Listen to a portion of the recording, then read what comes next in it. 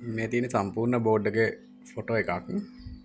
අපිට මේකේ දැන් 51 පින් කන්වර්ට් කරනකොට මුලින්ම කරන්න ඕනේ මේකේ මේ මෙන්න මෙතන තියෙන ප්‍රෝග්‍රෑම් IC එක රීප්ලේස් කරගන්න ඕනේ ඉස්සෙල්ලා. මාරු මේ අයින් කරන්න ඕනේ. මෙන්න මේ ප්‍රෝග්‍රෑම් IC එක. මේක අයින් කරන්න. ඊට පස්සේ මෙන්න මෙතන මම 4.7K එකක් ආයෙ උඩට ජම්ප් කරා. මම ඒක පෙන්නන්න. මෙන්න මෙතන තියෙන 4.7K එක උඩට ජම්ප් කරගන්න ඕනේ මෙතනට. ඊට පස්සේ මෙන්න මෙතනට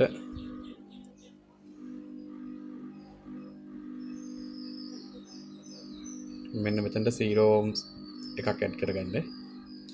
ඊට පස්සේ මේකේ 12 volts එක panel 12 volts එක හදලා තියෙන්නේ. මෙතන තමයි panel 12 volts එකේ regulator එක තියෙන්නේ. මෙන්න මෙතන ජම්පර් දෙකක් දාගන්න ඕනේ. මෙතනට එකයි. මෙතනට එකයි. මෙතනට එකයි. ඊළඟට මෙතන 12 එක ආයිමත් එනවා මෙන්න මෙතනට. පැනල් එකට යන්නේ මෙන්න මෙතනින්. මෙතනට එනවා. ඊට පස්සේ මෙන්න මෙතන රේෂන් එකක් මාරු කරන්න තියෙනවා.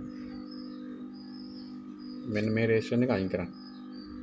මේක අයින් කරලා මෙතනට 0 ohms එකක් ඇඩ් කරගන්න ඕනේ.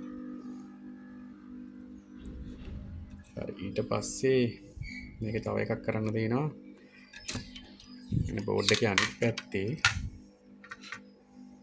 පැත්තේ මෙන්න මෙතනට 10K එකක් දාගන්න ඕනේ. මෙන්න මෙතන 10K එකක් ඇඩ් කරගන්න ඕනේ. දැන් ඒක අපි මේ කන්වර්ට් කරපු බෝඩ් එක කන්වර්ට් කරලා මම දැන් පැනල් එකකට දැම්මා. T එක නවන්නුනා 100%ක්ම හරි.